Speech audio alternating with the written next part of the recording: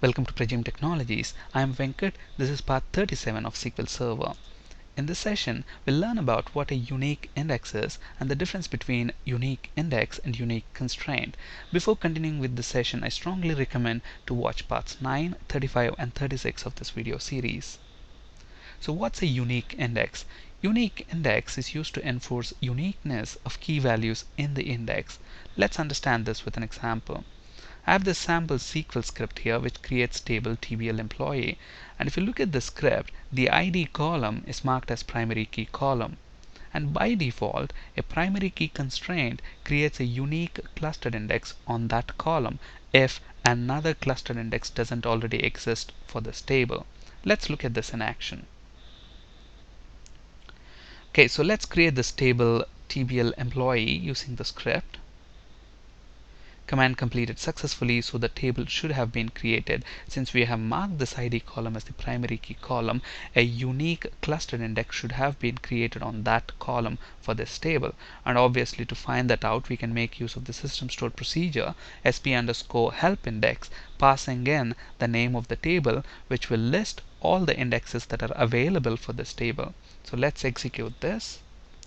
So we have a unique clustered index on the ID column, and this is the name of the index. This is one way to find out the indexes that are available for a given table. Another way obviously is to use the Object Explorer. So within the Object Explorer, refresh the tables folder and you should see the TBL employee table. Expand that, expand the indexes folder, and you should see an index that we have just created.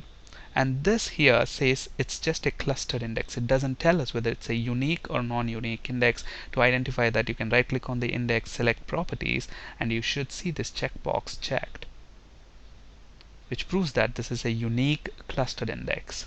Okay, now how did we get this unique clustered index? Because we marked this column as primary key column, it created this unique clustered index behind the scenes. Okay, now since we marked this ID column as a primary key, there should be a primary key as well with that column. So when I expand that, okay, look at the primary key here in the keys folder. Look at the primary key and look at the index. They're actually the same thing, pk_tbl employee and that random number. Okay, so in reality, the primary key constraint actually uses unique index behind the scenes to enforce the primary key constraint. Okay, let's prove that.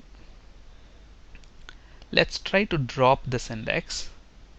Okay, let's copy the index, and obviously to drop the index we can use drop index statement, drop index table name dot index name, because anytime you drop an index you need to specify the table name as well. Let's execute this and see what's going to happen. An explicit drop index is not allowed on this index because it's being used for primary key constraint enforcement. So this message proves that primary key in fact uses a unique index behind the scenes to enforce the constraint. Okay. Now, if you're not able to drop it using drop index statement, you can actually do that using the Object Explorer. So let's try to delete this index from the Object Explorer. Right click on the index and select delete. Click OK. So look at this, the index is gone, but the key is still there. But the moment I refresh the folder, look at what's happening. The key is also gone. The primary key constraint is also gone. So now if I try to insert duplicates into the table, let's see if it accepts them. Okay, one row affected, one row affected. So both of the rows are inserted into the table. When we select the rows, you should see duplicate values for the ID column. Okay, so this proves that behind the scenes a primary key constraint actually uses unique index to enforce that constraint. So this uniqueness of an index is not a separate index by itself. It is just a property of an index. So both a clustered and a non-clustered indexes can be unique. Okay, so if I want to create a unique non-clustered index, for example, let's say I want to ensure that in my organization no two employees can have the same first and last name.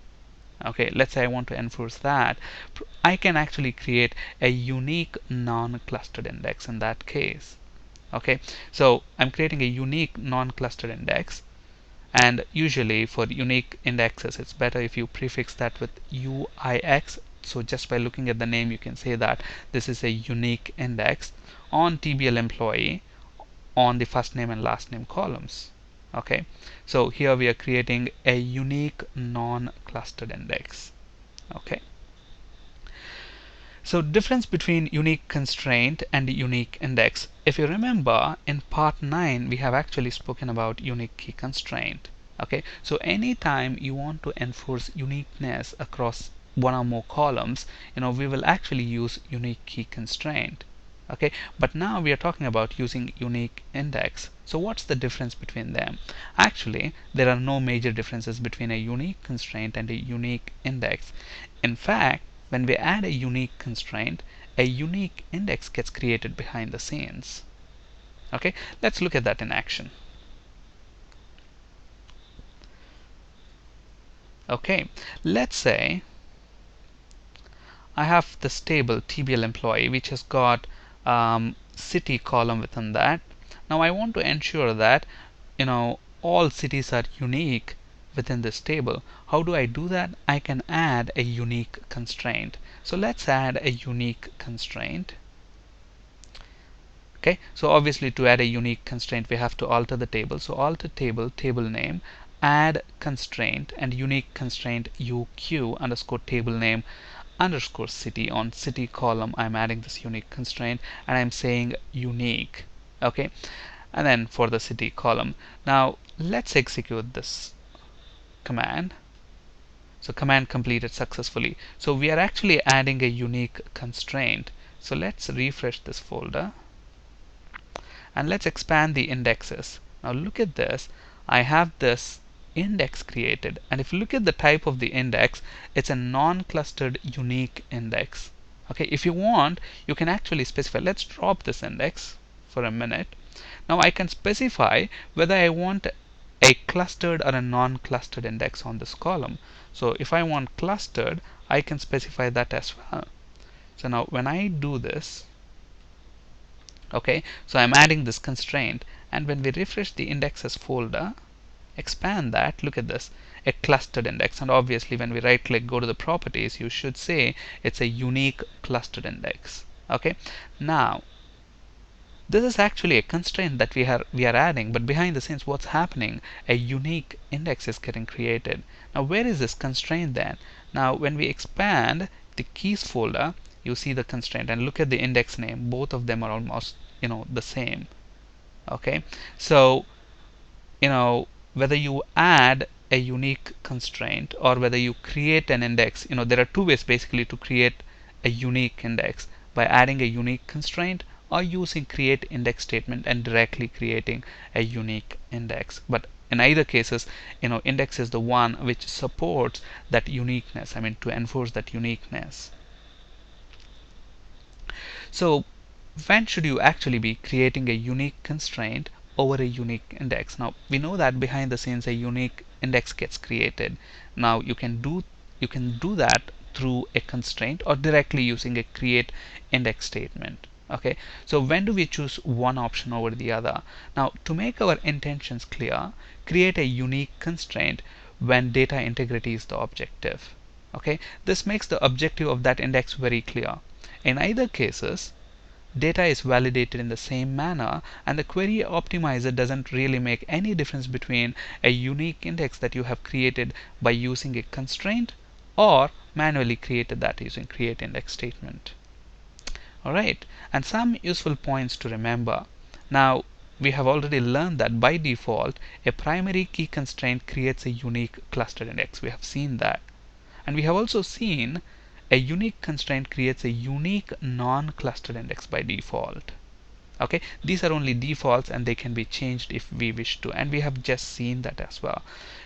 When we added this constraint without this clustered keyword, this constraint actually added a unique non-clustered index. But if I want to change the default, which I did here by just putting a clustered keyword, in which case it has created a unique clustered index. Okay, now a unique constraint or a unique index cannot be created on an existing table if the table contains duplicate values in the key columns. Okay, so for example, if you look at this table,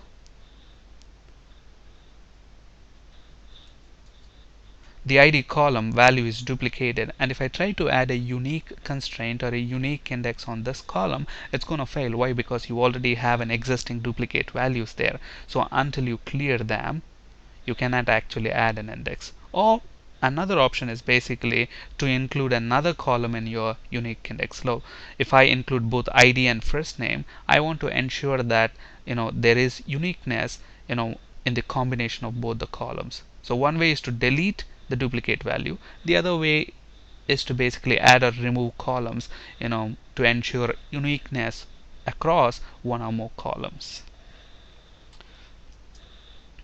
On this slide, you can find resources for ASP.NET C# and SQL Server interview questions. That's it for today. Thank you for listening. Have a great day.